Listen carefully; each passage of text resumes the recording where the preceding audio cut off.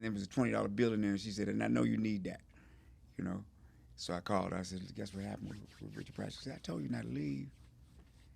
You know? And she never went to no premieres. She never went to red carpet, you know, none of that stuff. She bought my movies at the subway station. You know, I'd be like, hey, you don't want to go to the green, you know, you ain't red carpet. I ain't trying to be around all them people. I'm trying to be around you. I want to see you. I want to So see so until the day that she left, she never. never went to red carpet. Yeah. She bought it at the subway. But she has seen you perform. Oh yeah, Live. Oh yeah. She seen me my first special. She was there. Yeah. Yeah, she was at my first special. And how special was that? Yeah, that was. Yeah. She cried when I told her that I was going to drop out of college. You know, she cried, boy. And she was saying, like, she said, when I found you, she said, this is unfair for me to feel this way, she said. She said, when I found you, she said, my goal was to get you through college, you know? And she said, but I got to tell you, that was what I wanted for you.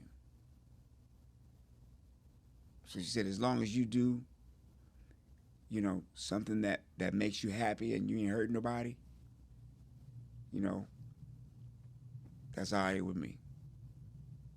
You know, so I went from there. You know, that's when we decided we're gonna take my man's Nissan Sentra. Got about 90 days worth of rent money and saved it for my job, and drove out there not knowing nobody, and just taking it from there. You know, and we went through, me and her went through a lot. Like I used to come in the house, man, be 4 in the morning. She said, "You on heroin? See your arms." You know what I mean? She's really scared for me, man.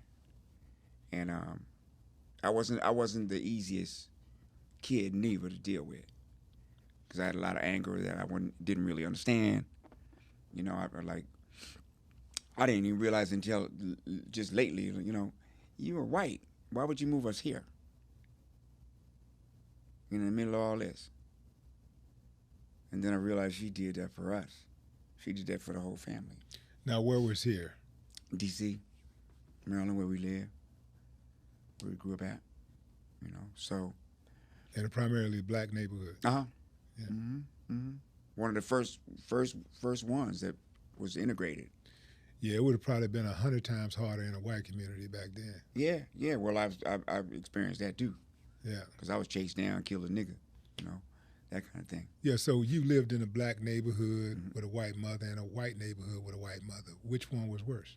Well, the black one was the one for me, you know, because when the white boys were chasing me down and calling me nigga, some big black dudes came in front of me, and the white dudes ran the other way, and from that day on, there was no doubt I'm black.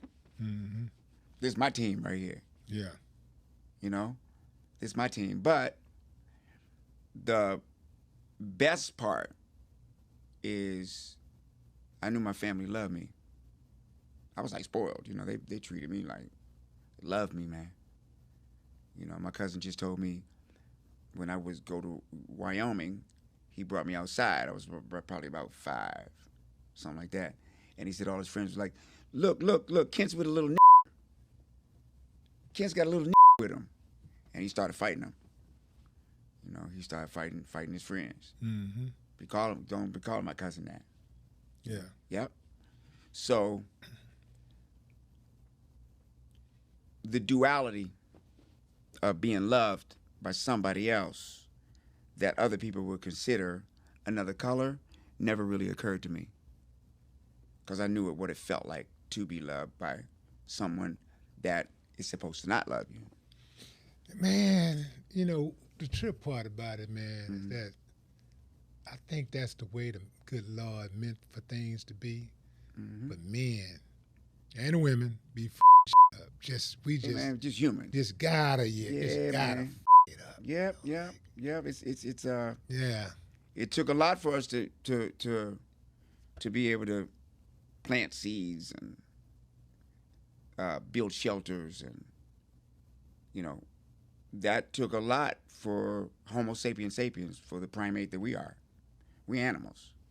We out here with nature with everybody else, but we're the only animals that we're passing our experiences on to the next generations.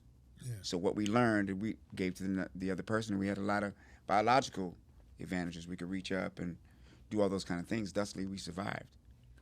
You know. Yeah, you've done a lot of stuff in entertainment, man. Mm-hmm, You've achieved an enormous amount of success in the entertainment industry, and a great career, like spanning what 4 decades now. Something like that. Yeah. You like 4 decades deep. You know, Yeah. I'm watching. You about 4 decades Yeah, it deep. just started too.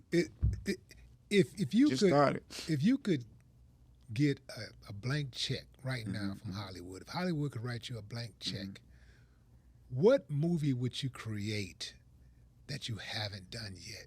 Like what film or sketch comedy or what project, if Hollywood gave you a check, a blank There'd be a lot check of 'em. right now? A lot of them, boy. There's several scripts that I have that I would do that with. You know what I noticed about what white males have as roles, we don't necessarily have. For example. For example, the Saint. You know, this is the smartest guy in the world. Can't anybody touch him, right? The other one is Natural Born.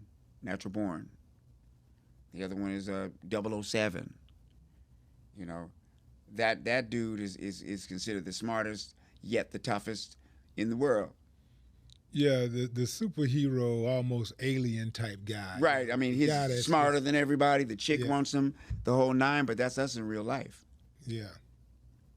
That's us in real life. We're the ones that have that. You see what I'm saying? So, you know, that's where I would put my money into roles like that, because that would inspire us deeply. Mm-hmm. Because the only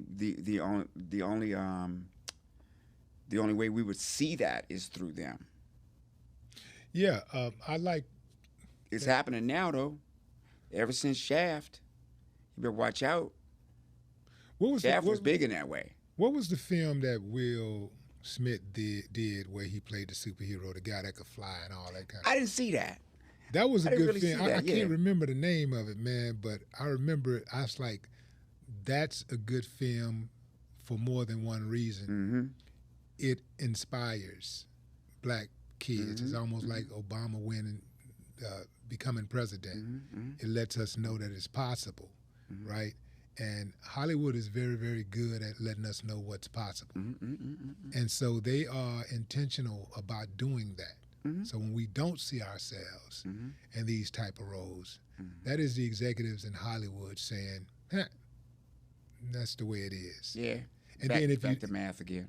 yeah, and then if it don't happen, they'll say that, well, it's not that we're doing anything. We're doing. It's just that they're not qualified, you know, or something along those lines.